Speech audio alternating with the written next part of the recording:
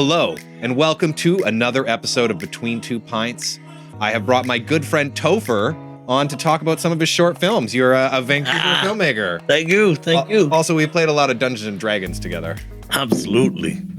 This is the best room for all of it, you know? Oh, yes. And you said you were a little uncomfortable, so I got you one of our cloaks so you can look fabulous. I like to make an impression. I like to come out. I like to do something a little bit different. This is gorgeous. Oh, yeah. If you want, we can pop your hood so you can do the whole like Aragorn thing and be like, "Welcome, traveler, to the inn, the prancing pony." Oh, it's happening. I bet. Welcome, traveler. Welcome to the inn. Quick, plug your YouTube channel. Oh, yeah. You should check out Bad Cookie Pictures on YouTube because that's where all of our best shit is. I love it. All right. So yeah, I brought you on here because you got some short films coming out. You actually, and for those of you who watched us, I had David Abusafi on in the very first Resurrected episode, and he told me that one of your shorts is actually in the Badass Film Festival. That's right. It's the 10th annual Badass Film Festival and Bad Cookie's 10th festival short, Don't Tell Your Mom, is playing at that festival. So it's October 20th at 7 p.m. And it's the best one. So what was your part in this? So I was the writer, director, producer. I had two producers with me, Helena and Greg. And but it's like, Don't Tell Your Mom is my baby. It's your baby? Yeah, it's a funny little like vampire horror comedy about about this guy who goes to work with his dodgy cousin, and he thinks that he's going to be like selling drugs or shooting guns or doing something crazy, but actually they're collecting blood for vampires. So what was your role in Don't Tell Your Mother? So Don't Tell Your Mom is my newest baby.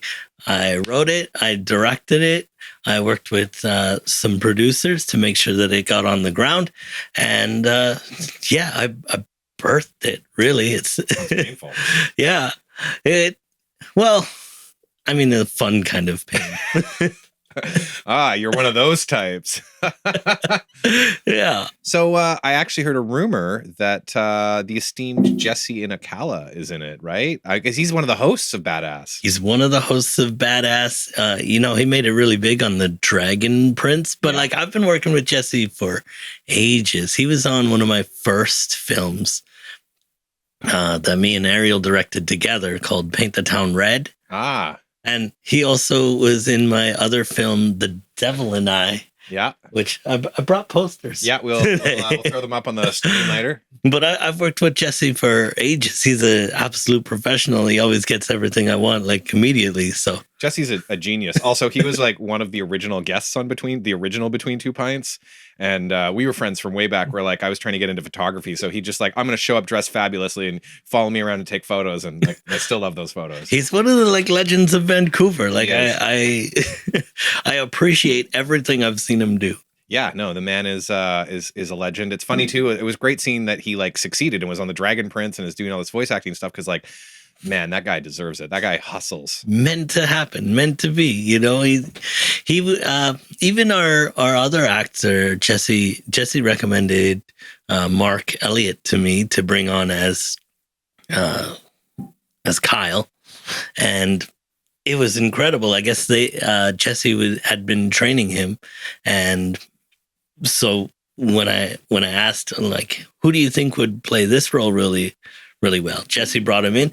It was perfect. It was ideal. You can tell when you watch it at Badass. Yes. October 20th. And now where is it going to go after Badass? Well, it is also playing at the Vancouver Horror Show. VHS? Yeah, VHS. Nice. It's going to play at Yikes Film Festival in Edmonton. It's going to play at Spasm in Montreal. And it just played in New Brunswick. And it's everywhere. It's already picked up 2 awards. So on its premiere in Cranbrook, BC's Bleeding Tree Film Festival, it took home Audience Choice. and it played in Kansas City at the Terror on the Plains Festival. Holy cow, dude! Legendary. Yeah, no, this is gotten a real good like head start. But in Kansas City at the Terror on the Plains, which was at a historic drive-in movie theater, Oh, it sweet. took home Best International Film. That's amazing, dude. I'm really happy for you. And now you were telling me before we rolled that your Bad Cookie Pictures, Bad Cookie Pictures YouTube channel is now monetized. That's right. So here we'll go to the wide. You guys should watch his stuff on Bad Cookie because he'll make like a fraction of a penny every time you do. Look, even still, our YouTube is a great place to see our work because not only do we have our short films, we have exclusive digital films, digital content. We have interviews, we have travel videos, we have our our late podcast. BC is creepy on there. It's an incredible place to see Bad Cookies. Sounds like a wonderful community. Yeah. So, and now there's we weren't able to get the kind of the other half of the genius here is Ariel, who she's on the poster. Ariel Hansen from Hansen's Haberdashery, I believe, is on Instagram. That's right. Ariel and I founded Bad Cookie Pictures together back in 2016. We've been, working on all of these projects as for as long as. How did that happen? How did you form like a film production company with someone? Were you just like drunk one night, like, let's do this? No. Okay, this is actually a great story. We originally met through Gigi Salguero, another Vancouver legend. Yeah. And Gigi had so I was working with Gigi on Choose Your Victim. And Ariel had worked with Gigi on Evil Dead in 60 Seconds. And at her birthday, Gigi was like, you should meet Ariel because you two are both like weird little horror kids and you would have a blast together. And you did. We did. We became really close friends pretty quickly, actually. She helped me get a job. We were exchanging like horror movies. It was really nice. And but we decided we would come together to work on a feature-length script. It never got finished, but it was going to be a 420 slasher film. Ooh, so like a pot stoner slasher thing? Yeah, and neither of us were really heavy smokers at the time, but we thought that in terms of what the market needed was another like holiday film that was pot themed because where better to do it than here. Yeah, actually, I think that since pot was legalized in Canada, there's been like a lot less stoner movies, and I think it's gonna be weird because they're gonna get to a time where people are really like, why are they like afraid of the cops while they're smoking pot? Like, what the hell? I was like, oh, it used to be illegal, man. That's so weird. There's definitely like a niche there, and I'd love to revisit it again. Just because I feel like the comedy horror elements that would like mesh together and also just to have another fun stoner film to watch. Yeah. Something with a little more like bite to it, I think would be really great. Anyways, we decided one night that we were going to take an edible, a cookie and a bad cookie. Yeah, see, this is where the actual name comes from. Is we took this edible that was far stronger than I was expecting or ready for. That's generally the way of things with edibles. Yeah, and I think we were watching The Toxic Avenger, and it just it was ridiculous. It looked almost animated to me. So a very vivid experience in our mind, but that's how the name Bad Cookie came about. So how many roughly, I mean, like not like pop quiz level here, but like how many shorts have you guys made roughly, like narrative ones? So there's 10 shorts that have made it to festivals, and that includes other directors that we've worked with, like Tristan Risk and Jordan Barnes Krause, who always works with us on our narrative films. So there's the 10 like core films. But you can even add in, we filmed one here called The Revenge of Mary Sue. Yeah, I remember that. You used my garage, and it was like about like a toxic bro dude podcaster who like gets killed by a ghost. And now I'm here. It's beautiful. Full circle.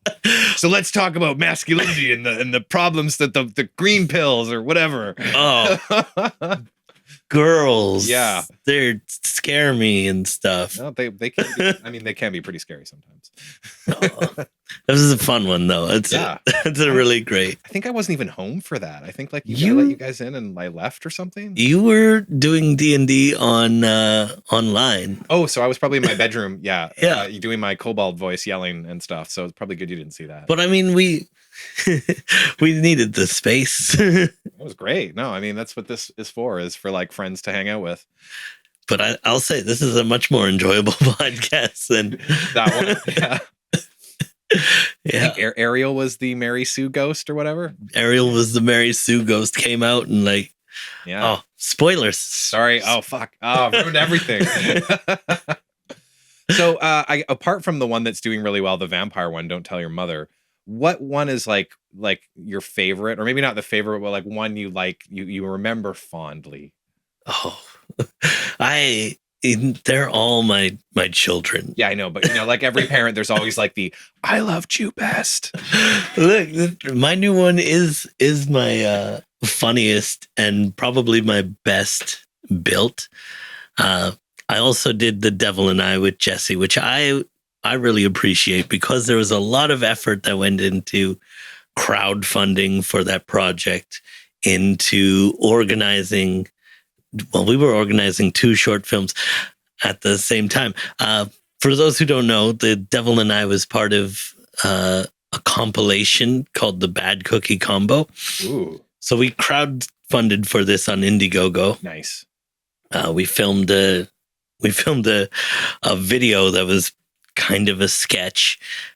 We campaigned for about a month, and you were part of that as well because you came and helped us on our live stream. Did I? Yeah, this was like back in the. I don't remember. I have huge gaps in my memory. I'm actually talking to a therapist about it. I'm not that much of an. I swear I'm not an alcoholic. But like, this was a long time ago. This was a long time. Where were you live streaming? It was this like big house full of filmmakers, and in the basement they had a castle. It's like the tree house. I kind of remember. That was a long time ago. It was a long time ago, but it was successful. We brought out like all of our friends. Even Jesse did his like podcast reading. On there. And so like this whole project of the Bad Cookie Combo from start to finish was like an immense undertaking. Even once we had the shorts together, we had to film interstitials that tied everything together, and we created our own kind of Elvira type host. Is that Ariel? No, it was you? It was Miss Kiss Jacqueline Breakwell. Oh, okay. I don't know her. No, I'm not. Incredible local burlesque dancer. Amazing. And cosplayer and just all around like great person, like very impressive person. And then we had to create the Blu-rays of it all, and like it was a massive undertaking. But for me, that's like the height of success, is that you can imagine something and take it all the way from front to finish, and I guess get all your friends and family to pay for it. Yeah, that's the real fantasy there, getting your friends and family to pay for your art.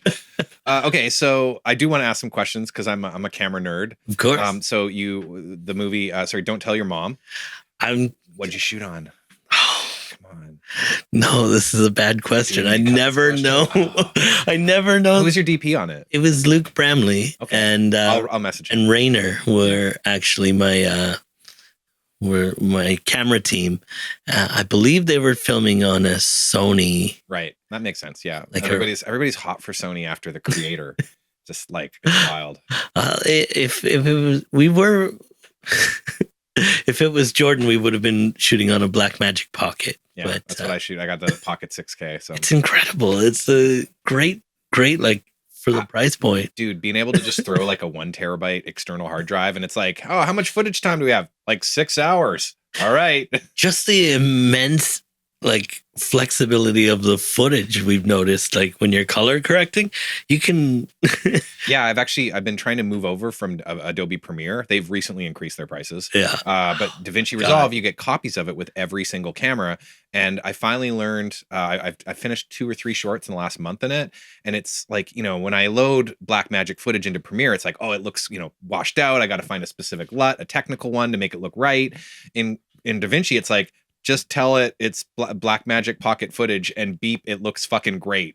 Like there's nothing to do with it. And then it's all just add like a sexy film LUT or anything. And like, wow, it's so nice. I want to get away from Adobe so bad. There's such crooks. Yes. Turning into a subscription model for.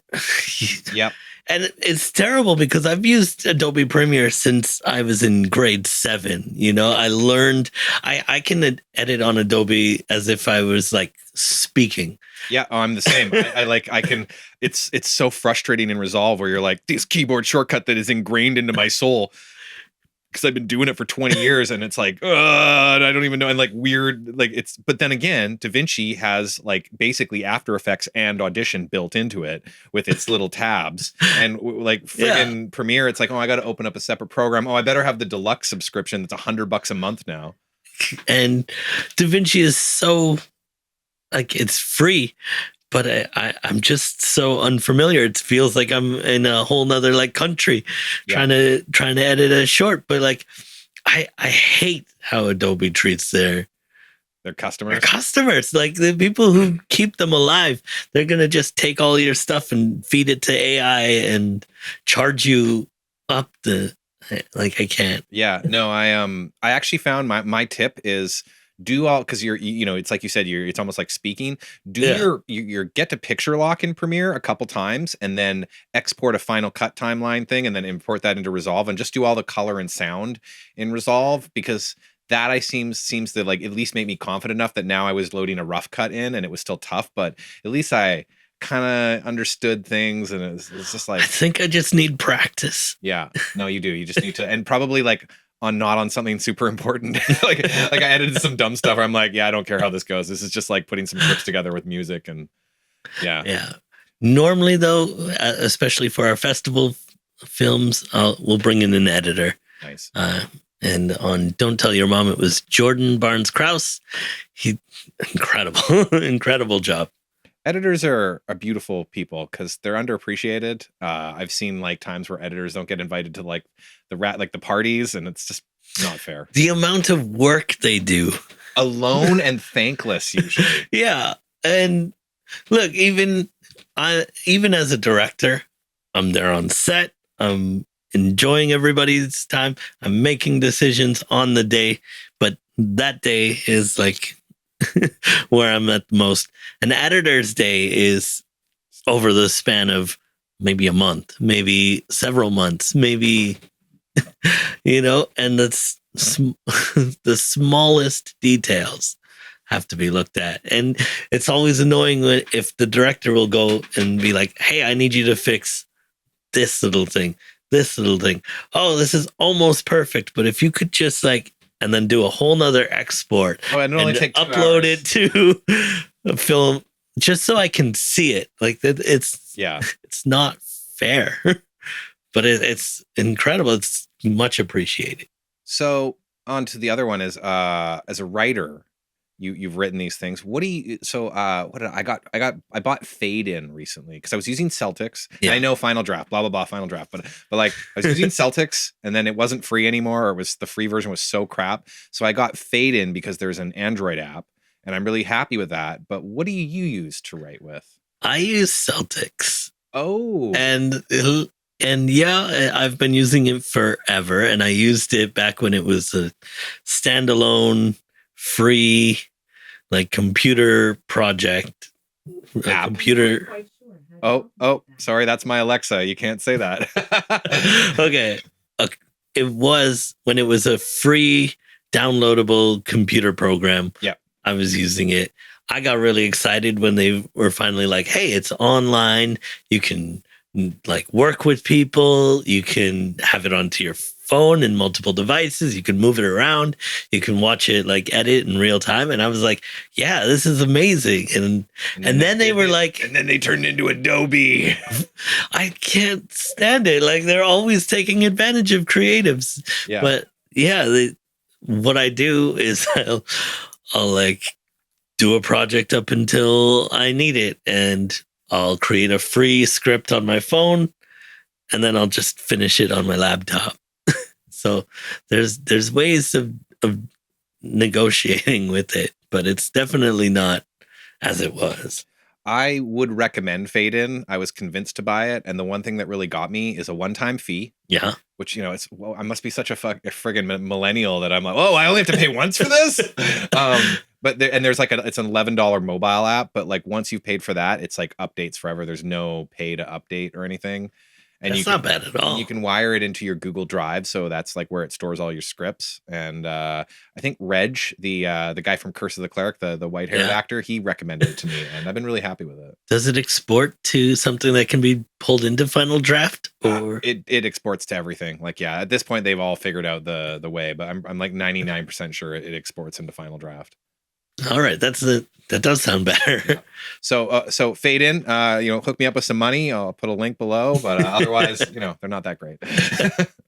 I miss the Wild West of programming, where you got apps of all sorts of nature that people were just excited to build. Yeah.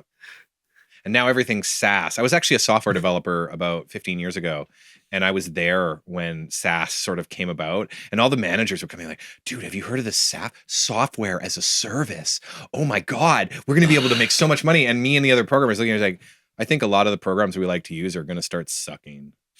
Yeah, that, and also the people who make it never get the money. Yes. Yeah, it's just the big people up top.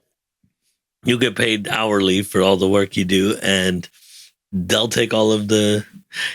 I mean, that's the same with everything. And prices everywhere are astronomically higher than they've ever been. And none of the people making them or facilitating those services are getting paid for it. So it's like, what are we even working towards? $20 Big Macs. Great. It's a chicken Big Mac now. Yeah. Yeah, thanks. So I guess to happier notes, backing to Don't Tell Your Mother. Just can you like walk us through, like you wrote the script, like from how long from when you wrote the script to when it was shot and edited, and like how many days did you shoot it? Give me some stories. This is a great story, actually. My friends, Helena O'Reilly and Greg Choi. I hope I didn't butcher your name. I'm so sorry. But they invited me to their parents' factory, which was being sold. So we had like a window of maybe a month and a half that we would have free access to this. Oh, free locations. That's where Vancouver's hard to get locations. Oh, I know. and they said, come out and see it. If you want to film something, we can work together. We can make a project. It'll be a lot of fun.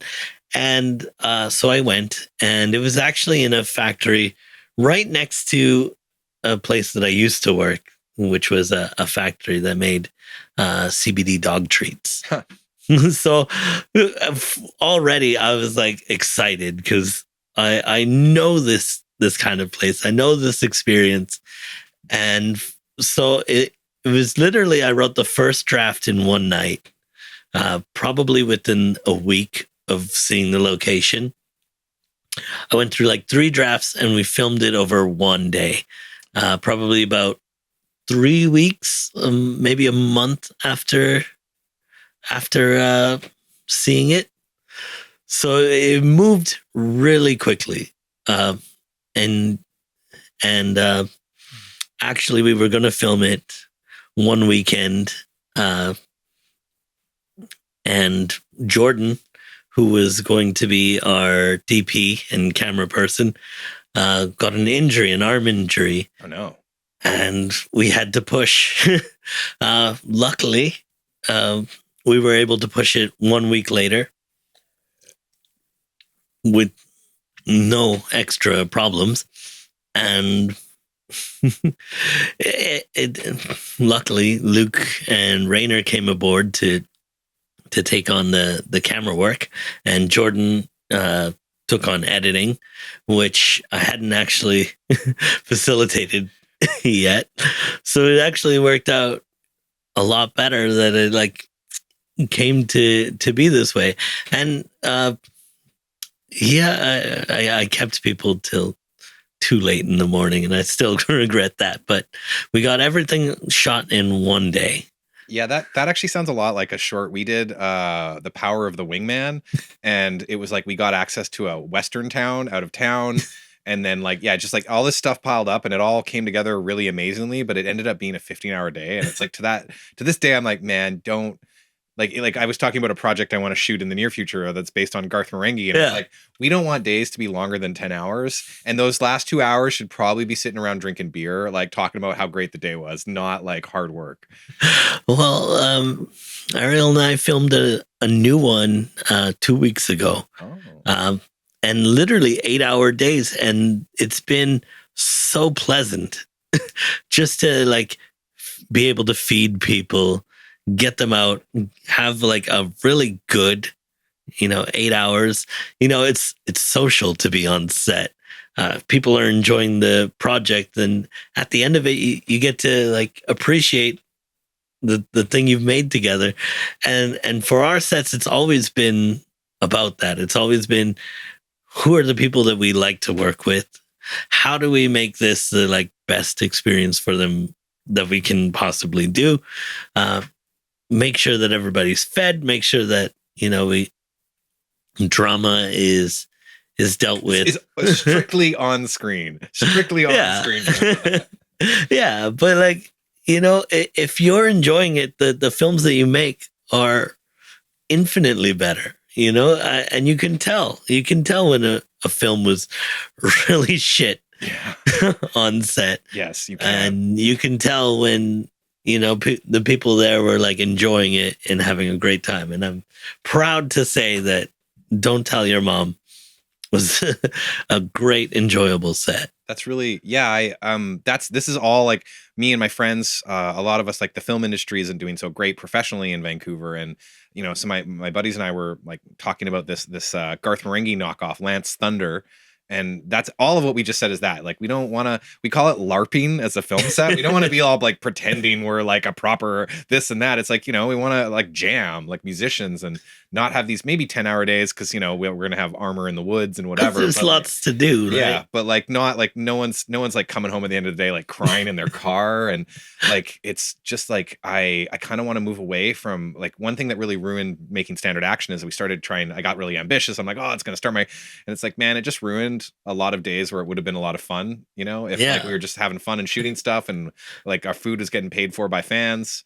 And that's kind of what like me and Mike and Reg and Edwin are all talking about is like, we want to just have something that's like community theater where we're like hanging out, shooting, having fun, no stress. And maybe that will come through in the final product and people will love it. At the end of the day, it's art. You have to approach it like art. It has to come from your soul. And that goes for like everybody on set. So the more you can the more people enjoy it, the more effort you'll get from them, and the better the project will be. And I've always believed that. I've always felt that. I've been doing this for a very long time, like 15 or so years. And that's the one thing, that's the one piece of advice that I can give any new filmmaker is don't fight with your friends just to make your masterpiece, because it's ultimately going to crash and burn on you. Well, and I know that the times I've tried to make masterpieces or like tried to like really hard, it's like I never liked them as much as like The Power of the Wingman, which was like, hey, we got a new Blackmagic pocket camera given to us. Let's film something. Like, oh, my buddy can get Jamestown. Oh, I bought some LARP armor. Like, oh, let's do this. And like suddenly you're like out in like 8 a.m. in the like misty fog that just showed up for this opening shot, and like Yeah, it's amazing. That's always the best moments when you like, especially when something like unexpected happens and you capture it on screen. I think, yeah, no, I've been on sets where, the director, yeah, has it completely in his mind, Or the or director and DP are fighting. Like, oh my no. god, I bring chocolates for my DP, or when I'm DPing, I expect chocolates, but Or a like, yeah, director and the producer, like if yeah. they're And I mean, they're I understand, people have creative differences, but like sometimes it's like ego stuff, or like, my name wasn't high enough on the call sheet. And it's like, dude, it's unpaid. Nobody cares about the call sheet except the makeup artists who need it for their like hours. just be happy about the project itself. Like it's its own reward. I promise you, it's its own reward, and good enough will also like make you go so much farther Yeah. in this industry if you can like allow yourself to like, because some people get so perfect, Perfectionist. so they get such a focus on like it has to be the best, it has to win the Oscars, it's got to take me to the Leos and kickstart my career, and they don't even finish the project. Yeah, no, I've known projects where I'm like, oh man, this isn't gonna get done. You're on set and you're like, nope, this isn't getting finished. Just too much personality and ego that's gonna like tear the whole thing down. But if you can like let go of those kind of ideals, and you can get a massive amount of stuff done. Well, I think it's probably a good pep talk. I mean, is there anything else you need to promote now? Like, let's get this out here, man. This is what we're here for. Yeah. So first weekend of November, the Sunday after Halloween, Bad Cookie is hosting our Halloween hangover recovery event. Oh, do you want to put the hood up and be extra dramatic while you do this? Absolutely, I do. And I'll even look into the camera. Yeah, there you go. Yeah. On November 3rd, the first Sunday after Halloween, you can recover from your Halloween hangover at the Bad Cookie Halloween Hangover Recovery event. It's got short films, it's got gentle networking, as well as free hot drinks and cookies. And this year, we're actually going to have a market involved. So it should be a really fun time. Tickets will be available online, which you can find on the Bad Cookie Facebook page or website. But yeah, November. How much do you think tickets will be? Guesstimate. Last year they went for 20. Okay, that's cool. We're still working out details.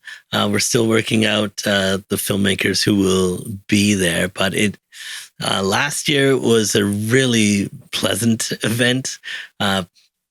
Low sensory, so just a really pleasant environment and relaxing. So a good way to be social, a way to not expend a lot of energy.